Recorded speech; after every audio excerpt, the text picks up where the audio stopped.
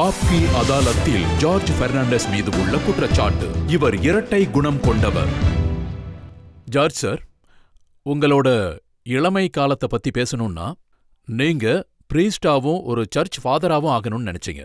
ஆமாம், அந்த செமினரிக்கு நான் போயிருந்தேன். அங்கே எனக்கு ஒரு அனுபவம் ஏற்பட்டுச்சு. சொல்றது ஒன்று, செய்யறது ஒன்று. அங்கே வித்தியாசமாக இருந்தது. அதனால் அங்கேருந்து வெளியில் வந்துட்டேன். ஆனா சொல்லும் செயலும் வித்தியாசமாவும் ரொம்ப அதிகமாகவும் இருக்கக்கூடிய இந்த அரசியலுக்கு எதுக்கு வந்தீங்க? அப்போ எனக்கு அதை பற்றி தெரியாது. எனக்கு அப்போ அவ்வளோ புரிதல் இல்லை. அரசியல்லேருந்து கொஞ்சம் தூரமாக இருந்தேன். அப்போ எனக்கு 16-17 வயசு தான் இருக்கும்.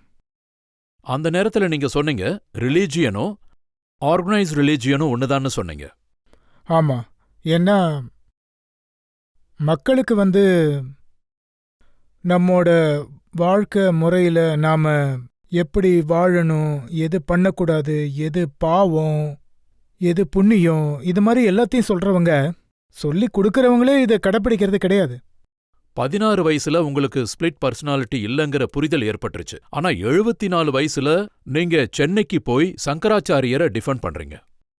மனித உரிமை விஷயத்தில் நான் எப்பவுமே ரொம்ப கராராக இருப்பேன். எங்கே அது மீறப்படுதோ அந்த இடத்துக்கு நான் போவேன். நான் இங்கே பார்த்தது என்னன்னா, சுப்ரீம் கோர்ட் வழிகாட்டல் கொடுத்தது. அதாவது சமூகத்தை சேர்ந்த மக்கள் எந்த மாதிரி, ஒருவேளை அவங்க கைது செய்யப்பட்டா அவங்கள எப்படி நடத்துறதுன்னு சொல்லியிருந்தாங்க. ஆனால் அந்த விஷயத்தை இங்கே மீறுறத பார்த்தப்போ நான் போய் அவங்கள சந்திக்கணும்னு முடிவெடுத்தேன். அதனால தான் அங்கே போனேன். கொலை குற்றம் சாட்டப்பட்ட ஒரு நபரை பத்தி பேசுறீங்க. என் வாழ்க்கையில் இதுவரைக்கும் நிறைய குற்றச்சாட்டுகள் என் மேலே போடப்பட்டிருக்கு. அதில் கொலை குற்றச்சாட்டு மட்டும்தான் இல்லை. அதனால எனக்கு இந்த குற்றச்சாட்டுகள் மேலெல்லாம் அவ்வளோ நம்பிக்கை கிடையாது. உதாரணத்துக்கு என் மேலே ஒரு குற்றச்சாட்டு சுமத்துனாங்க. அது இன்னமும் கிளியராகவே இல்லை. அது என்னன்னா, நான் ராணுவ வீரர்களோட ரத்தத்தை குடிச்சு பணம் சம்பாதிக்கிறேன்னு சொல்றாங்க. இப்ப சுமத்தப்படுற குற்றச்சாட்டு என்னன்னா, சங்கராச்சாரியரை நீங்க சந்திச்சதுக்கு காரணம் அரசியல் தான்னு எல்லாரும் சொல்றாங்க. அப்புறம் நீங்க ஜெயலலிதாவை ஓரம் கட்டுறதுக்காக சங்கராச்சாரியரை சந்திச்சு கருணாநிதி கிட்ட உங்க நட்பை இன்னும் அதிகமாக்கிக்க விரும்புறீங்க. அதாவது எனக்கும் கருணாநிதிக்கும் இருக்கிற நட்பு எமர்ஜென்சிலேருந்தே இருக்கு, இப்போ ஏற்பட்டதில்லை. எமர்ஜென்சியில் எனக்கு சவுத்துக்கு போகிறப்ப எனக்கு எல்லா இடத்துலையும் தேவையான வசதிகள்லாம் அவர் எனக்கு செஞ்சு கொடுத்தாரு. அந்த நேரத்தில் பார்த்தீங்கன்னா, அதாவது உங்களுக்கு தெரிஞ்சிருக்கும், அது என்னன்னா, டைனமேட்டை கையில் வச்சுக்கிட்டு போராடின காலம் அது. அந்த டைனமேட்டை இளைஞர்கள் எப்படி உபயோகிக்கிறதுன்னு கற்றுக்க நினச்சாங்க. எனக்கு அதுக்கு ஒரு இடம் தேவைப்பட்டது. அந்த இடத்தையும் அவர் ஏற்பாடு பண்ணி கொடுத்தாரு. இப்ப இருக்கிற குற்றச்சாட்டு என்னன்னா, யூபிஏ கவர்மெண்ட்டை வீழ்த்துறதுக்காக தான் நீங்க இப்படியெல்லாம் பண்றீங்கன்னு சொல்றாங்க. என் மேலே இந்த மாதிரி குற்றச்சாட்டுகள் வர்றது ஒன்றும் புதுசு கிடையாது. நான் என்ன சொல்றது? ஆனா இதுல எவ்வளவு உண்மை இருக்குன்னு நீங்க சொல்லியே ஆகணும். அதாவது காங்கிரஸ் தலைவர்கள் என்ன சொல்றாங்கன்னா, நீங்க சந்திரசேகர் ராவோட கான்டாக்ட்ல இருக்கீங்க, அப்புறம் ராம்விலாஸ் பாஸ்வானோட கான்டாக்ட்ல இருக்கீங்க, அப்புறம் முலாயம் சிங் யாதவோட கான்டாக்ட்லயும் இருக்கீங்க.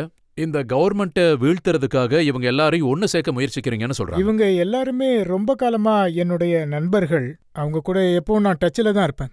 அதனால இதை பார்த்து அவங்க பயப்படுறாங்கன்னா இது நல்ல விஷயம்தான்.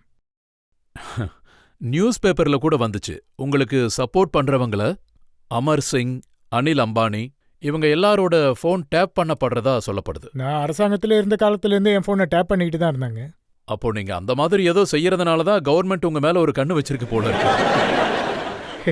இல்லை, அப்படி இல்லை. கவர்மெண்ட்டுக்கு ஒரு பயம் இருந்தது, இவன் எங்கே எப்போ போவான்னு யாருக்கும் தெரியாது.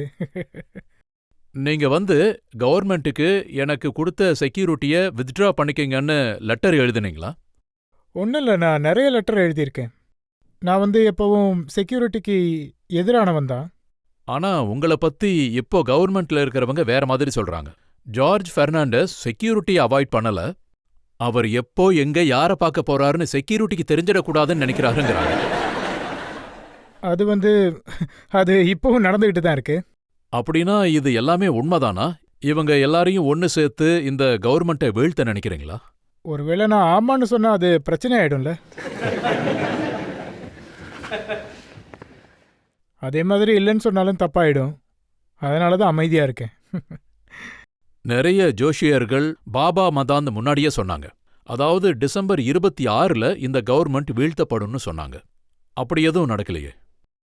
ஒருவேளை ஜோசியர்கள்லாம் சொல்ற மாதிரி நடக்கிறதா இருந்தா நாமெல்லாம் இந்த நாட்டில இருந்து எங்கிருந்தோ எங்கேயோ போயிருக்கலாம்ல. எனக்கு இந்த ஜோசியம் இதிலெல்லாம் நம்பிக்கை கிடையாது. இப்போ மீதி இருக்கிறவங்க உங்கள தான் நம்பி இருக்காங்க, இந்த அரசாங்கத்தை வீழ்த்திருவீங்கன்னு. அதாவது இந்த மாதிரி வரலாற்றுல சில விஷயங்கள்லாம் நடந்து இருக்கு.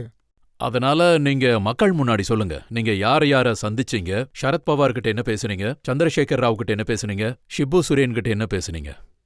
இதுக்கெல்லாம் பதில் சொன்னா நிச்சயமா நாட்டுக்கு நஷ்டம்தான் ஏற்பட்டுரும். இப்போ நீங்க முயற்சி பண்றது உங்கள பிரதமராக்குற மாதிரி ஒரு அரசாங்கத்தை நீங்க உருவாக்க நினைக்கிறீங்களா? இல்ல, இது என் மேல ரொம்ப நாளா சொல்லப்படுற குற்றச்சாட்டு தான். ஆனா என்ன யாரும் அப்படி ஆக்க மாட்டாங்க.